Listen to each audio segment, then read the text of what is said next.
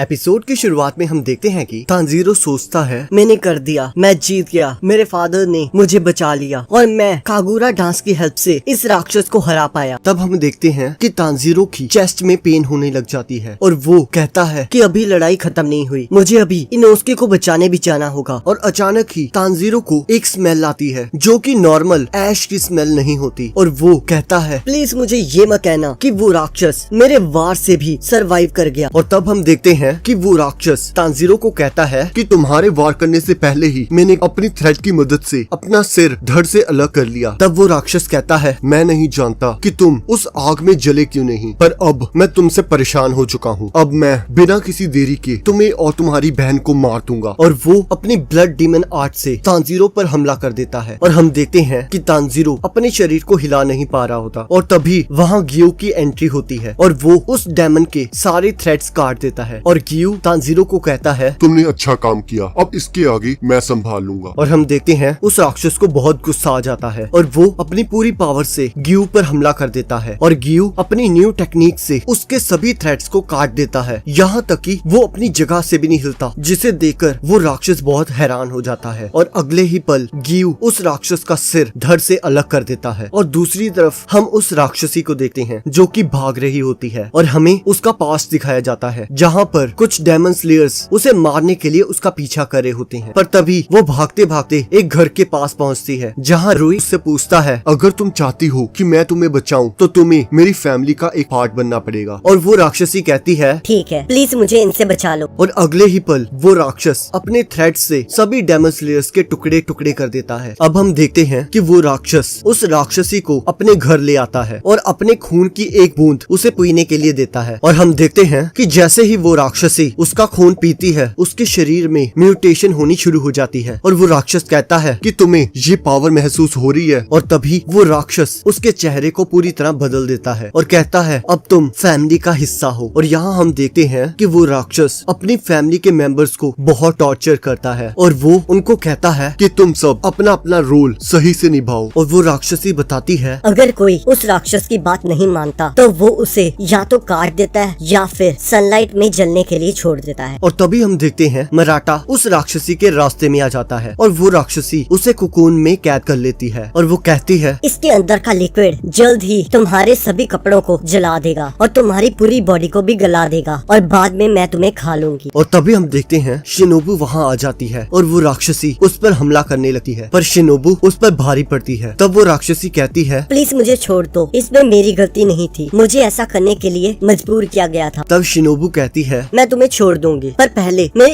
एक सवाल का जवाब दो कि तुमने अब तक कितने इंसानों को मारा है। तब वो राक्षसी बताती है मैंने अब तक केवल 5 लोगों को मारा है। तब शिनोबू कहती है तुम झूठ बोल रही हो, तुमने कम से कम 80 ह्यूमंस को मारा है क्योंकि मैं जिस साइड से आ रही हूँ वहाँ मैंने बहुत सारे कोकून्स देखे हैं और तुम्हें इसके लिए सजा जरूर मिलनी चाहिए। और तब वो राक्षसी गुस्से में आकर शिनोबू पर हमला कर देती है पर शिनोबू उसके वार को काट देती है और दूसरे ही पल शिनोबू अपनी तलवार से उस राक्षसी पर हमला कर देती है। और तब हम देखते हैं कि शिनोबू की तलवार उसे बस जख्म देती है क्योंकि उसकी स्वॉर्ड के अकेले एज पर नेचुरल ब्लेड होता है। तब वो राक्षसी सोचती है ये मेरा सिर नहीं काट सकती, अब मैं इसे मार दूंगी। पर अचानक ही उस राक्षसी के दिल की धड़कन रुकनी स्टार्ट हो जाती है। तब शिनोबू बताती है कि चाहे मैं किसी राक्षस के सिर को नहीं काट सकती पर मेरे ब्लेड पर एक स्पेशल टाइप का जहर होता है जो कि किसी भी राक्षस को आसानी से खत्म कर सकता है। और हम देखते हैं कि वो राक्षसी मर जाती है और फिर शिनोबू मराठा को कुकून से बाहर निकालती है। तब मराठा कहता है कि तुमने इसे खत्म क्यों नहीं किया। तब वो बताती है कि मैंने इसे विस्टीरिया पॉइजन दिया है जिसकी वजह से ये अब मर चुकी है। तब शिनोबू कहती है कि अब उस राक्षस को ढूंढा जाए जिसने इसे ये सब करने के लिए मजबूर किया, पर मुझे लगता है कि गियो ने कहीं उसे हरा ना दिया हो। और इस ओर हम देखते हैं कि रुई के ख्याल में वो राक्षसी आती है और वो उससे पूछती है कि वो क्या है जो तुम चाहते हो। तब रुई बताता है कि मेरे पास मेरे ह्यूमन होने की कोई भी मेमोरी बाकी नहीं है। तब वो राक्षसी उससे पूछती है क्या इसीलिए तुम हमें फैमिली बनाना चाहते थे। तो वो राक्षस कहता है कि मुझे लगा कि अगर मैं इस तरह फैमिली में रहूंगा शायद मेरी मेमोरीज वापस आ जाएंगी और मुझे पता लगेगा कि रियल फैमिली का बॉन्ड क्या होता है। और इसी के साथ एपिसोड खत्म हो जाता है। अब अगले एपिसोड का लिंक आपकी स्क्रीन पर आ रहा होगा, आप उस पर क्लिक करके अगले एपिसोड को देख सकते हो।